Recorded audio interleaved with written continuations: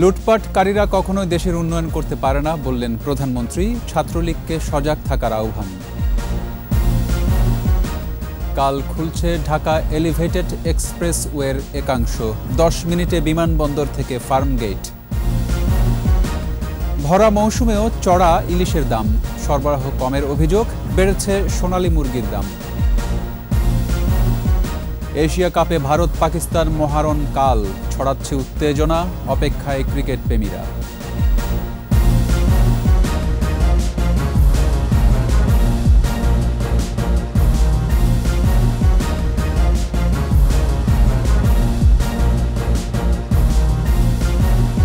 শুনছিলেন first security ইসলামী bank limited সংবাদ শিরোনাম। আমন্ত্রণ সন্ধ্যা 7:21 সংবাদের সাথে আছি রক্তিম ত্রিপুরা।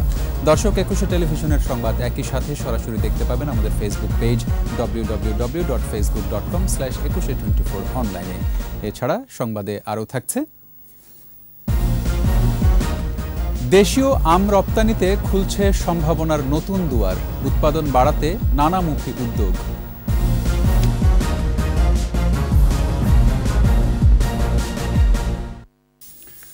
লুটপাটকারীরা কখনোই দেশের উন্নয়ন করতে পারে না বলে মন্তব্য করেছেন প্রধানমন্ত্রী শেখ হাসিনা। বলেন, পেনশন স্কিম নিয়ে অপপ্রচার করছে একটি চক্র। আহ্বান জানান তাদের বিরুদ্ধে সজাগ থাকার। এ সময় স্মার্ট বাংলাদেশ গড়তে অতন্দ্র প্রহরী হিসেবে জাগ্রত থাকতে ছাত্রলীগ নেতাকর্মীদের নির্দেশ দেন প্রধানমন্ত্রী। প্রণব চক্রবর্তীর রিপোর্ট, জানাচ্ছেন মানিক শিকদার। আমরা রিপোর্টটির জন্য অপেক্ষা করছি। রিপোর্টটি প্রক্রিয়াধীন রয়েছে। যেমনটি বলছিলাম যে প্রধানমন্ত্রী শেখ হাসিনা আজকে ছাত্রলীগের উদ্দেশ্যে বক্তব্য রেখেছেন, সেই রিপোর্টটি দেখুন।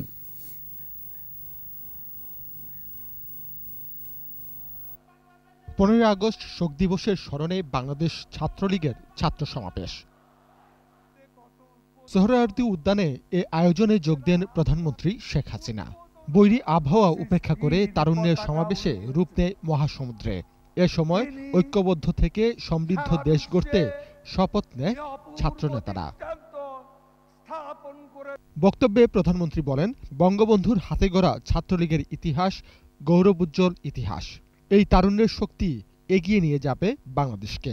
ছাত্রলীগের প্রতিষ্ঠাই হয়েছিল এই মুক্তিকামী মানুষের মুক্তির জন্য।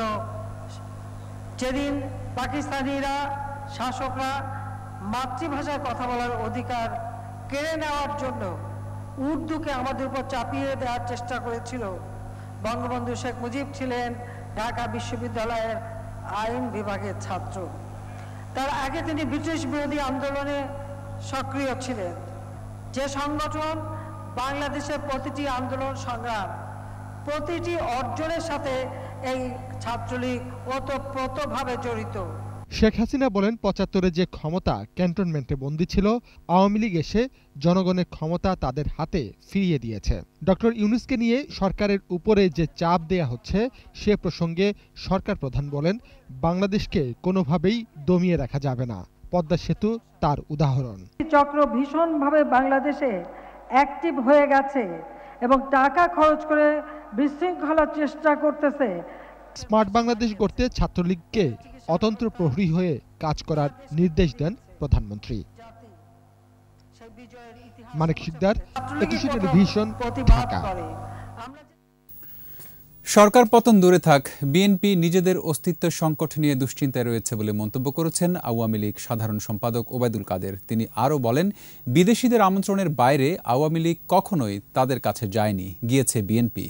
মাহমুদ হাসানের প্রতিবেদন। এলিভেটেড এক্সপ্রেসওয়ের কাওলা থেকে ফার্মগেট অংশের উদ্বোধন উপলক্ষে সুধী সমাবেশ স্থল পুরাতন বাণিজ্য মেলার মাঠ পরিদর্শনে আসেন আওয়ামী লীগ সাধারণ সম্পাদক ওবায়দুল কাদের।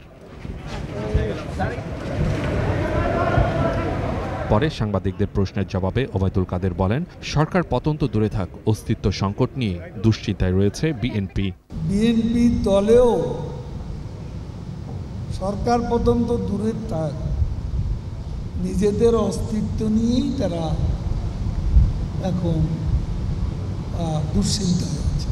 ওবায়দুল কাদের জানান, আমন্ত্রণের বাইরে আওয়ামী লীগ কখনোই বিদেশিদের কাছে যায়নি। বিদেশিদের কাছে আমরা গায়ে পড়ে ধর্ণা দিয়েছি, এরকম কোনো বিষয় আমার তো জানা নেই। সুধী সমাবেশ থেকে নির্বাচনী রূপরেখার পাশাপাশি দলীয় নেতাকর্মীদের নির্দেশনা দিবেন আওয়ামী লীগ সভাপতি। এই সভাটি আমাদের সরকারের নির্বাচন যে কর্মকাণ্ড এ সম্পর্কে আমাদের নেত্রী সমবেত সমাবেশকে অবহিত করবেন। দেশের মানুষের কাছে প্রতিশ্রুতি রক্ষা এবং সরকারের উন্নয়ন কর্মসূচির কারণে আওয়ামী লীগের জনসমর্থন আগের চেয়ে অনেক বেড়েছে বলেও দাবি করেন দলের সাধারণ সম্পাদক। শান্তি সমাবেশ শান্তিপূর্ণ অবস্থা আগামী নির্বাচনের পরেও বজায় থাকবে। মাহমুদ হাসান, 21 টেলিভিশন, ঢাকা। আওয়ামী লীগ জনগণের কাছে আস্থা হারিয়ে বিদেশিদের কাছে ধর্ণা দিচ্ছে বলে মন্তব্য করেছেন বিএনপির স্থায়ী কমিটির সদস্য গয়েশ্বর চন্দ্র রায়। দলের ৪৫তম প্রতিষ্ঠাবার্ষিকী উপলক্ষে প্রতিষ্ঠাতা জিয়াউর রহমানের কবরে শ্রদ্ধা নিবেদন শেষে গয়েশ্বর চন্দ্র রায় আরও বলেন, দেশের মানবাধিকার পরিস্থিতি নিয়ে বিদেশিরাও ক্ষমতাসীনদের বিরুদ্ধে কথা বলছে, তবে দেশ বিদেশে সরকার পুনরায় সমর্থন পাবার চেষ্টা করছে বলেও মন্তব্য করেন এই বিএনপি নেতা। বলেন, বিএনপির অঙ্গীকার জনগণের অধিকার আদায়ে শেষ পর্যন্ত লড়াই করে যাওয়া।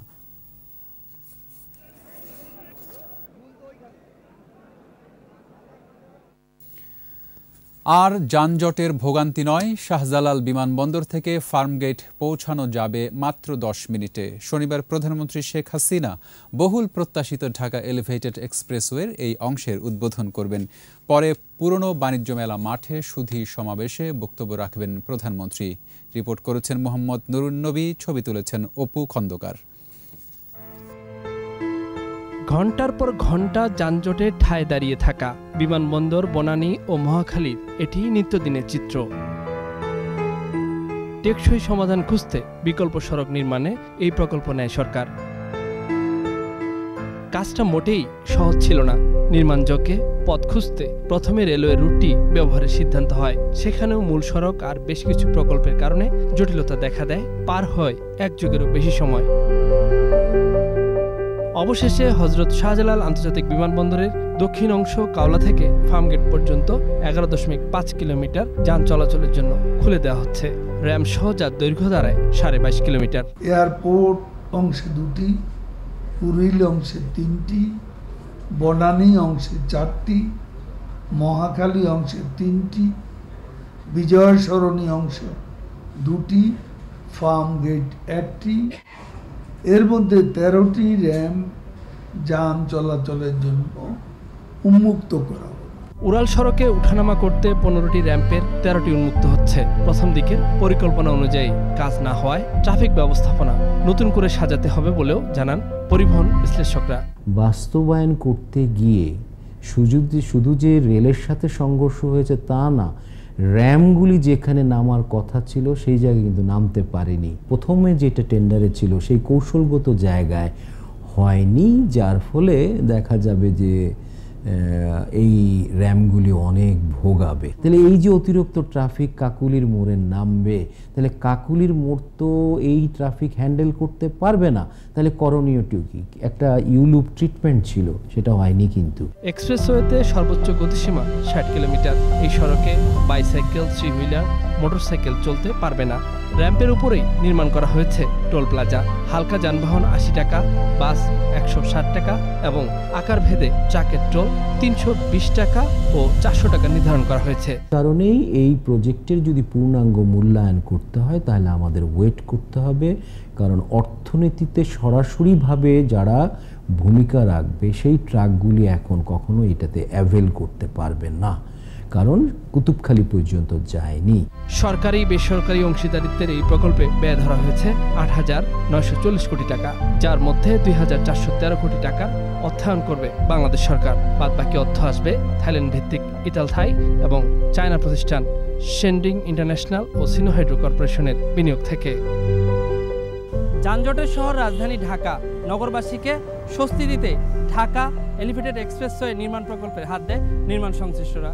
কিন্তু সব মেগা প্রকল্পে যেটা হয় যে ভূমি অধিগ্রহণ, রুট চূড়ান্তকরণ, সবচেয়ে চ্যালেঞ্জের, যার কারণে এর নির্মাণ কাজ পিছিয়েছে, বেশ কয়েকবার নকশাও পরিবর্তন করতে হয়েছে। এই বাস্তবতায় প্রকল্পটির বড় অগ্রগতি হয়েছে এবং একটা অংশ জনগণের চলাচলের জন্য উন্মুক্ত করে দেওয়া হচ্ছে। আর সেটা হলে নগরের যানজট সমস্যার কিছুটা হলেও সমাধান হবে বলে আশা করছেন সংশ্লিষ্টরা। মোহাম্মদ নুরুন্নবী, একুশে টেলিভিশন, ফার্মগেট, ঢাকা। ভরা মৌসুমেও কমছে না ইলিশের দাম। বিক্রেতারা বলছেন সরবরাহ কম বলেই দাম বেশি। পেঁয়াজের দরও বাড়তি। সোনালী মুরগিরও দর বেড়েছে কেজি প্রতি 20 টাকা। প্রকারভেদে সবজি বিক্রি হচ্ছে 40 থেকে 70 টাকা দরে। আহমদ বাবুর প্রতিবেদন। ইলিশের ভরা মৌসুম, তারপরও সাধারণের ক্রয় ক্ষমতার মধ্যে নেই। সাগরে ইলিশ ধরা পড়লেও সরবরাহ কম বলে জানাচ্ছেন বিক্রেতারা। ভালোটা 1500 টাকা কেজি, 1 কেজি প্লাস। আর সর্বনিম্ন সিরাঙ্গেরটা 1300 টাকা কেজি। আপনি সাদের মাছ হলে আপনার 900 টাকা কেজি। আমদানি যত হইব ততই দাম কমবে না। সপ্তাহের ব্যবধানে বাজারে আবারও বেড়েছে পেঁয়াজের দর। মশলার বাজারে এলাচ, জিরার দামও বাড়তি, তবে সবজির দাম কিছুটা কম। পেঁয়াজ আসলে আগে মনে হয় 70 টাকা, এখন হয়েছে 90 টাকা দেশিটা। আর এটা আসলে 50 টাকা, এটা হয়েছে 70 টাকা। এখন স্যার 500 টাকা কেজি এলাচি, পার কেজি 200 টাকা বাড়ছে এলাচি। আর জিরা আসলে আপনার 1070 টাকা, এখন চলে 1150, 1100 টাকা ভালো জিরা। ক্রেতারা বলছেন বাজারে বেশিরভাগ পণ্যেরই দাম বেশি। মনিটরিং ব্যবস্থা জোরদার করে দর নিয়ন্ত্রণের দাবি তাদের। যার বেশি টাকা ইনকাম তার জন্য ঠিক আছে, আর যাদের মধ্যম তাদের জন্য একটা অসুবিধা, আর যাদের নিম্ন আয় তাদের জন্য কষ্ট, কঠিন। তো যখন সে 30 টাকা বেচে তখনও সে ব্যবসা করে, আর যখন 50 টাকা বেচে তখনও ব্যবসা করে। যে এই যে ফারাকটা, এটার একটা কঠিন মনিটরিংয়ের প্রয়োজন। ডিমের ডজন আগের মতো 150 টাকায় বিক্রি হচ্ছে। গরু ও খাসির মাংস গত সপ্তাহের চেয়ে কিছুটা কমেছে, তবে বেড়েছে সোনালী মুরগির দাম। গত সপ্তাহ ছিল পাকিয়েছেন আপনার 290 300 টাকা, আর এই সপ্তাহ আপনার বাজার চলে 330 টাকা, আমরা 320 টাকা সেল করতেছি। আর ব্রয়লার 170 টাকা। আমরা ব্যস্ত আছি 730 টাকা, আর খাসি 950 টাকা। চালের দাম আগের মতোই রয়েছে। মোটা চাল 50 ও মিনিকেট বিক্রি হচ্ছে 64 টাকা কেজি দরে। আহমদ বাবু, একুশে television, Dhaka. BSB Cambrian education group Asia cup 2023।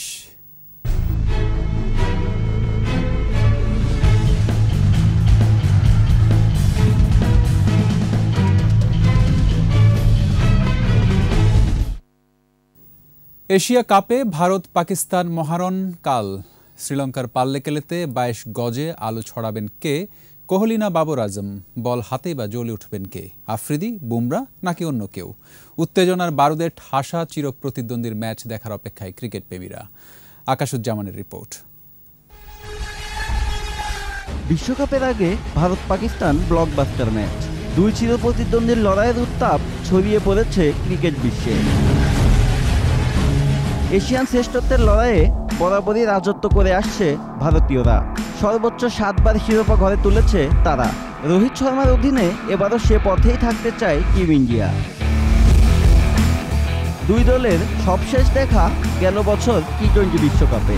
সেবার 4 উইকেটের জয় তুলে নিয়েছিল ভারত। এশিয়া কাপের পরিসংখ্যানেও এগিয়ে ভারত। 16 ম্যাচের মুখোমুখি দেখায় 9 ম্যাচে জিতেছে তারা। তবে এবার খেলা ওয়ানডে ফরম্যাটে। র্যাঙ্কিংয়ে এখন সবার উপরে পাকিস্তান। এই সংস্করণে ব্যাটিং র্যাঙ্কিংয়ে সেরা পাকিস্তান অধিনায়ক বাবর আজম। ভারতের অনিচ্ছায় এশিয়া কাপটাও সম্পূর্ণ আয়োজন করতে পারেনি তারা। জবাবটা তাই ব্যাটে বলেই দিতে চাইবে পাকিস্তান।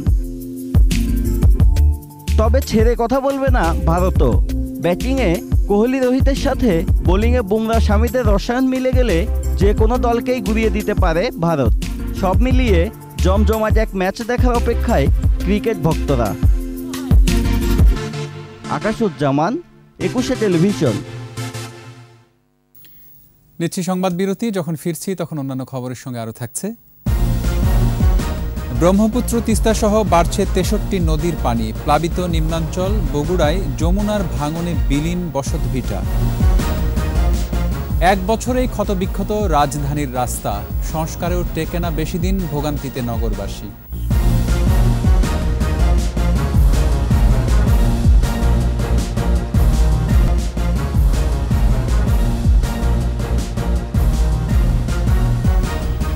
আমন্ত্রণ আবারও সন্ধ্যা 7:21 সংবাদ।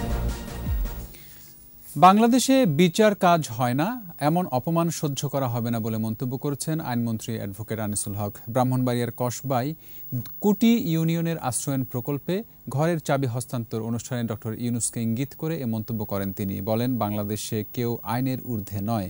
উন্নয়নের ধারা অব্যাহত রাখতে নির্বাচনে আবারও শেখ হাসিনাকে জয়যুক্ত করতে জনগণের প্রতি উদাত্ত আহ্বান জানান আইনমন্ত্রী। পরে 52 ভূমিহীন পরিবারকে প্রধানমন্ত্রীর দেয়া আশ্রয়ন প্রকল্পের চাবি বুঝিয়ে দেয়া হয়।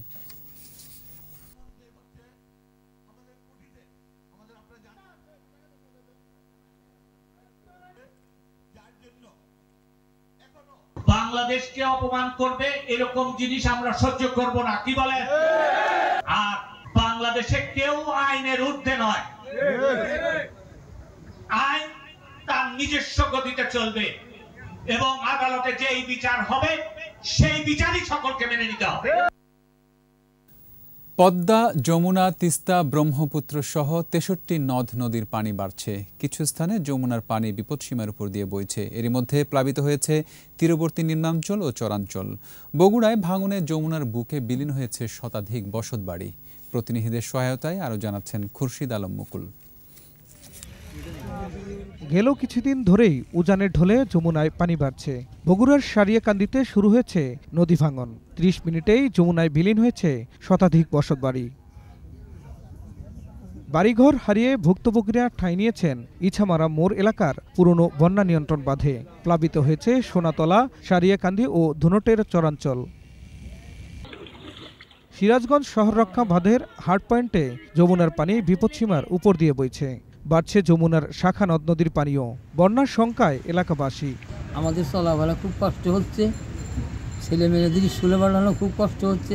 পথ ঘাট বেশি তলা গেছে, রাস্তাঘাট কোনো জায়গায় নেই। গাজীপুর সদর, বেলকুচি, চৌহালি ও শাহজাদপুরে বন্যার পানিতে প্লাবিত হয়েছে বসতভিটা ও ফসলি জমি। গাইবান্ধায় তিস্তার পানি কিছুটা কমলেও বেড়েছে যমুনা ও ব্রহ্মপুত্রের পানি। নদী তীরবর্তী নিম্নাঞ্চলে পানি ঢুকে পড়ায় বন্যা কবলিতরা আশ্রয় নিয়েছেন উঁচু স্থানে। জামালপুরে যমুনা, ব্রহ্মপুত্র, জিঞ্জিরাম সহ শাখা নদীর পানি বৃদ্ধির ফলে ইসলামপুর, দেওয়ানগঞ্জ, মেলান্দহ ও মাদারগঞ্জের 15,000 মানুষ পানিবন্দী। বন্ধ ঘোষণা করা হয়েছে 28টি শিক্ষা প্রতিষ্ঠান। খুরশিদ আলম মুকুল, 21 টেলিভিশন। কৃষিপণ্য রপ্তানির ক্ষেত্রে নতুন সম্ভাবনা জাগাচ্ছে দেশীয় আম। প্রতি বছরই বাড়ছে রপ্তানি। বিশ্বের অন্তত 28 দেশে যাচ্ছে বাংলাদেশের আম। রপ্তানিযোগ্য আমের উৎপাদন বাড়াতে নানামুখী পদক্ষেপ নিয়েছে কৃষি বিভাগ। 21 স্পেশালে মফিউর রহমানের 2 পর্বের রিপোর্টের আজ প্রথম পর্ব। দেশে হুহু করে বাড়ছে আমের বাণিজ্যিক চাষ। রাজশাহী, চাঁপাইনবাবগঞ্জের গণ্ডি ছাড়িয়েছে অনেক আগেই। এখন গোটা উত্তরাঞ্চল সহ দেশের দক্ষিণ পশ্চিমাঞ্চল এবং পার্বত্য এলাকাতেও চাষ হচ্ছে নানা প্রজাতির সুস্বাদু আম। কৃষি বিভাগের তথ্য বলছে, মাত্র 1 দশক আগে দেশে আমের চাষ হতো 1,15,000 হেক্টর জমিতে, যা এখন 2,20,000 হেক্টরে উন্নীত হয়েছে। এছাড়া আমের উৎপাদন 15 লাখ টন থেকে বেড়ে দাঁড়িয়েছে প্রায় 25 লাখ টনে।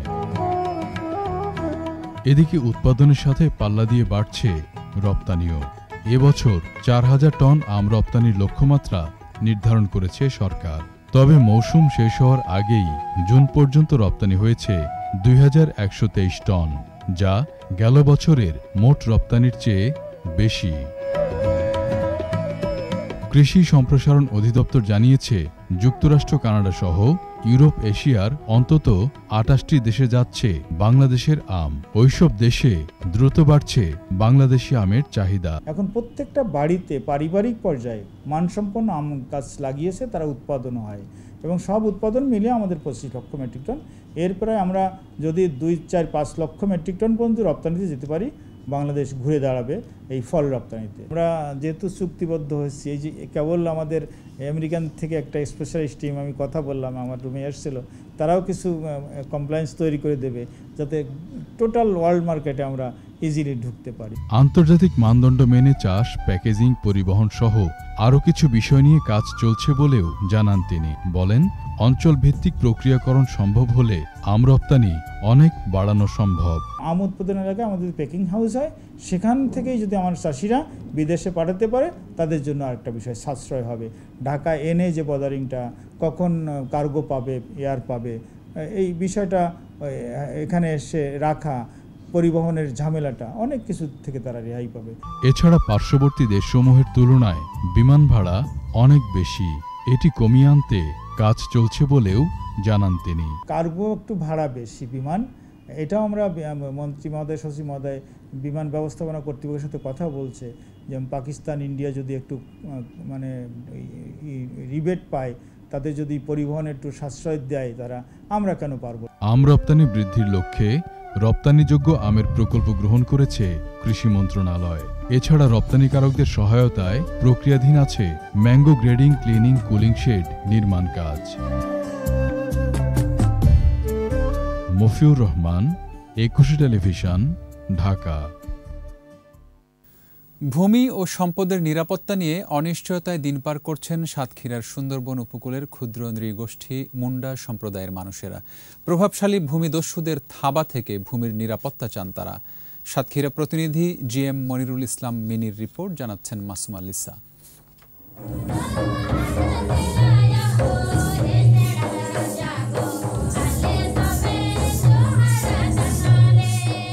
ঔপনিবেশিক সময়ে ব্রিটিশ শাসকরা সুন্দরবনের ঘন জঙ্গল কেটে বসবাসযোগ্য করতে ঝাড়খণ্ড, রাঁচি থেকে নিয়ে আসেন ক্ষুদ্র নৃগোষ্ঠী মুন্ডা সম্প্রদায়ের মানুষদের।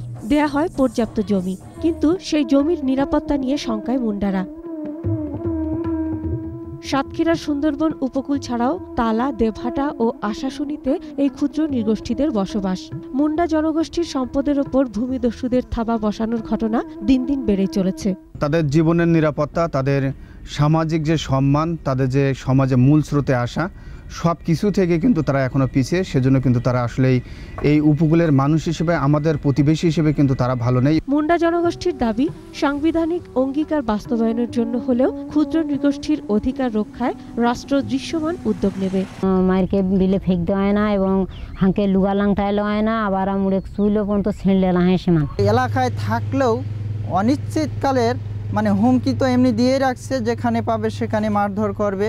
আমাদের নারীরা আরও বেশি শঙ্কিত, কারণ পুরুষেরা সারাদিন তারা কাজের সন্ধানে, জীবিকার সন্ধানে তারা বাইরে থাকে। আমরা দেখেছি নারীদের উপরেও অতর্কিত হামলা হয়েছে। আমরা এর সঠিক বিচার, ন্যায্য ভূমি, আমাদের যে পাওনা, সেগুলো আমরা দাবি করছি।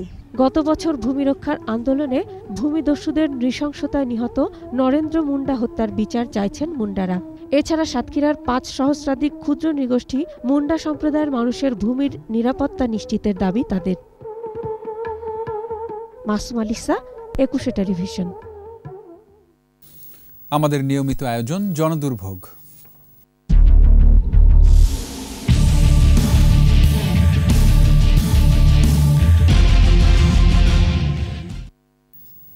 এক বছরের মাথায় ক্ষত বিক্ষত রাস্তা, সংস্কার হলেও টিকছে না বেশি দিন। এভাবেই অপচয় হচ্ছে রাষ্ট্রীয় টাকার, আর বছর জুড়ে ভোগান্তিতে নগরবাসী। ইয়াকুব লিটুর ছবিতে আরও জানাচ্ছেন অখিল পোদ্দার।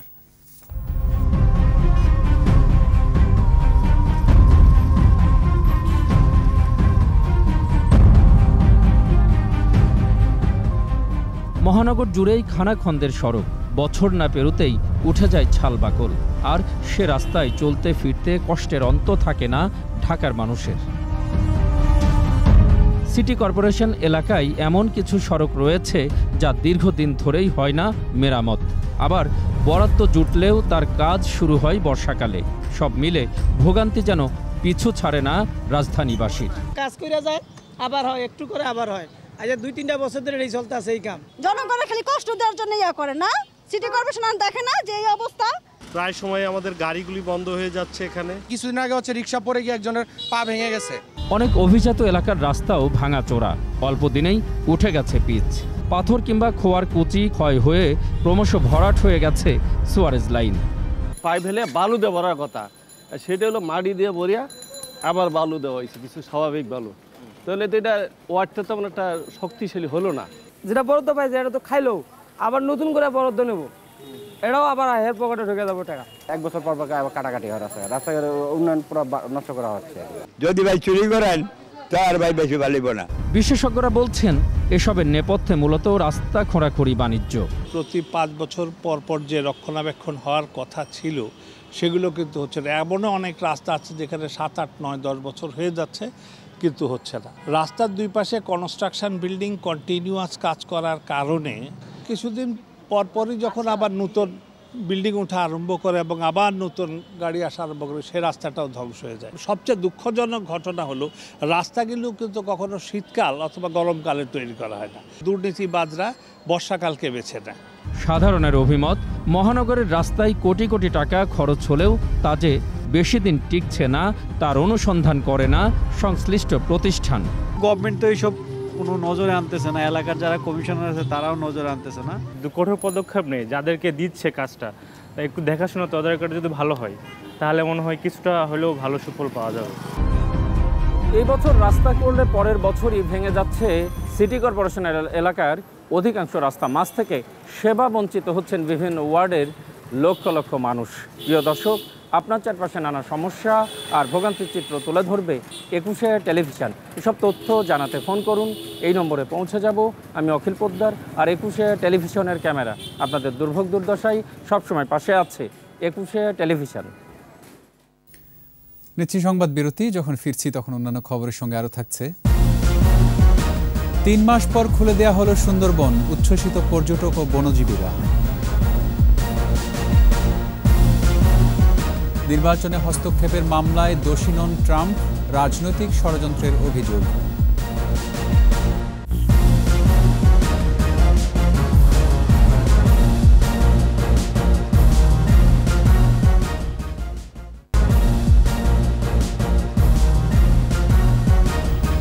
আমন্ত্রণ আবারও সন্ধ্যা 7:21 সংবাদে। 3 মাস পর নীরবতা ভেঙেছে সুন্দরবন।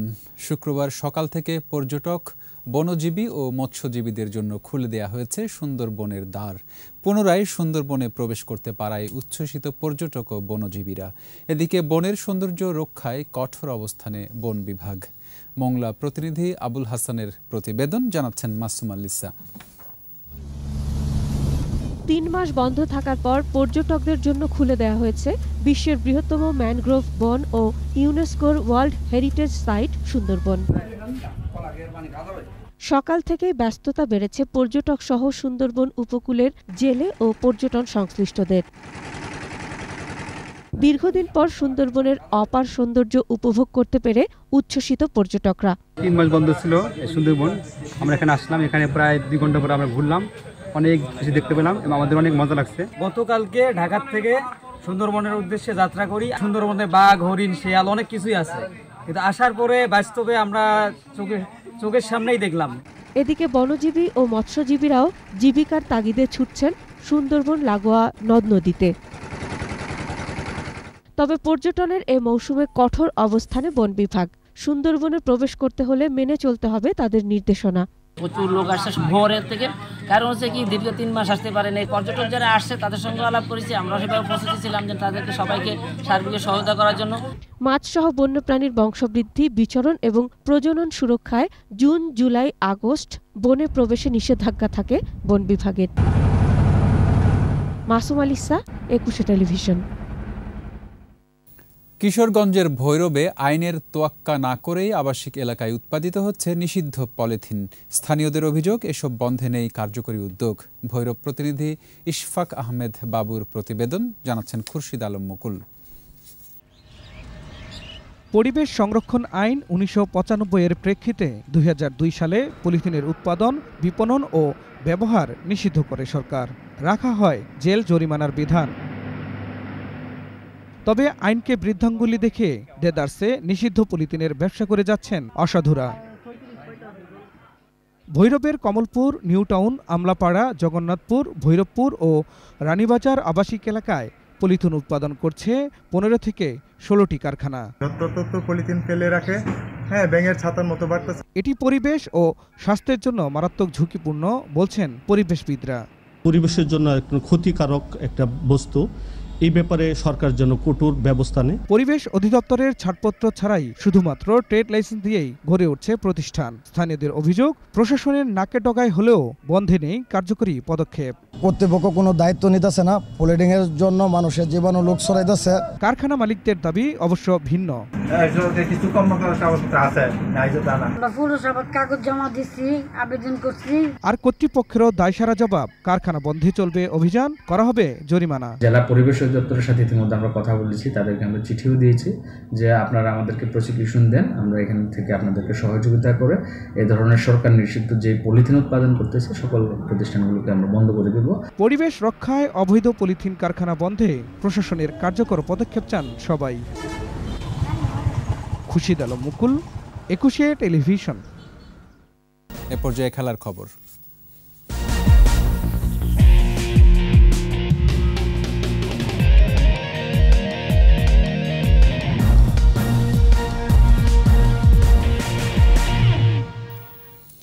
লঙ্কানদের বিপক্ষে হেরে যাওয়া ম্যাচে রান কম হওয়ার আক্ষেপে পুড়ছে বাংলাদেশ।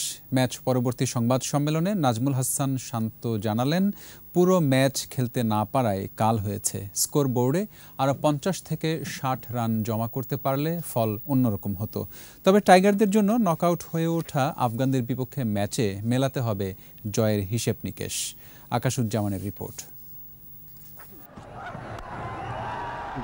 এশিয়া কাপের শুরুতেই ধাক্কা খেয়েছে শ্রীলঙ্কার বিপক্ষে বাজে হারে সুপার 4 নিয়েই দুশ্চিন্তায় সাকিব মুশফিকরা। দায়িত্বজ্ঞানহীন ব্যাটিংয়ে হারতে হয়েছে টাইগারদের।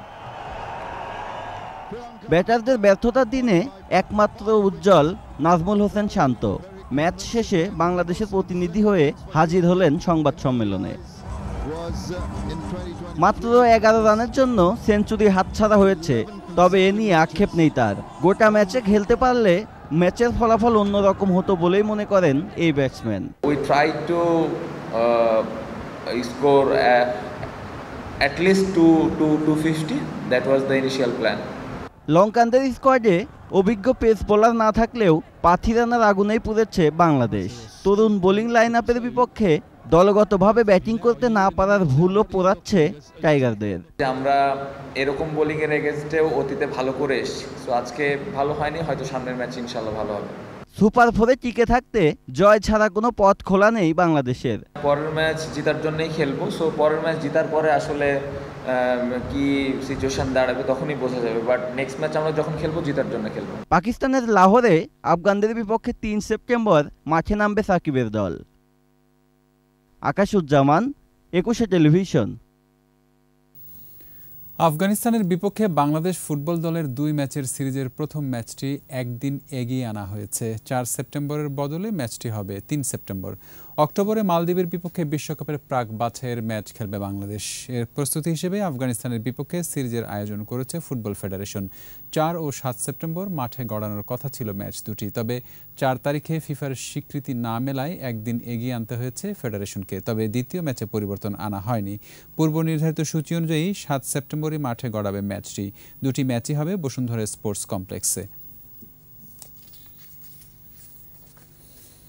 মেসি, ডি ব্রুইনাকে পেছনে ফেলে উয়েফা বর্ষসেরা খেলোয়াড়ের পুরস্কার জিতেছেন ম্যানচেস্টার সিটির স্ট্রাইকার আর্লিং হাল্যান্ড।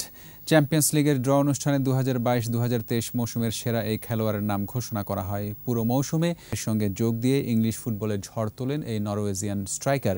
লিগে 37 ম্যাচে জালের দেখা পান 36 বার। সতীর্থদের দিয়ে 8টি গোল করেছেন man city boss Pep Guardiola.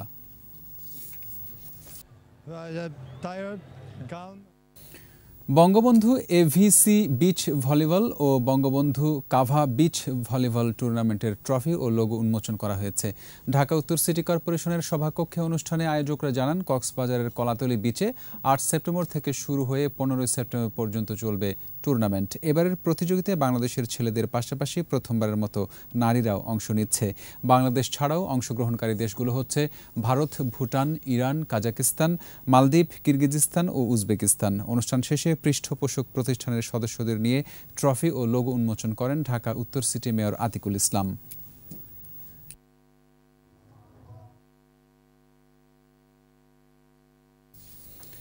এরই সাথে শেষ করছি সন্ধ্যা 7:21 সংবাদ। যাবার আগে ফার্স্ট সিকিউরিটি ইসলামী ব্যাংক লিমিটেড সংবাদ শিরোনামগুলো আরও একবার। লুটপাটকারীরা কখনোই দেশের উন্নয়ন করতে পারে না বললেন প্রধানমন্ত্রী। ছাত্রলীগকে সজাগ থাকার আহ্বান। কাল খুলছে ঢাকা এলিভেটেড এক্সপ্রেসওয়ের একাংশ, 10 মিনিটে বিমানবন্দর থেকে ফার্মগেট। ভরা মৌসুমেও চড়া ইলিশের দাম, সরবরাহ কমের অভিযোগ, বেড়েছে সোনালী মুরগির দাম। এশিয়া কাপে ভারত পাকিস্তান মহারণ কাল, ছড়াচ্ছে উত্তেজনা, অপেক্ষায় ক্রিকেট প্রেমীরা।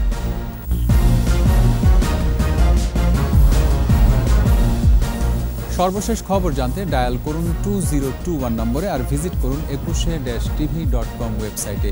এছাড়া ফেসবুকে ভিজিট করতে পারেন facebook.com/2124 অনলাইনে। পরের সংবাদ রাত 9টায় দেখার আমন্ত্রণ রইল। স্বাস্থ্যবিধি মেনে চলুন, সুস্থ থাকুন।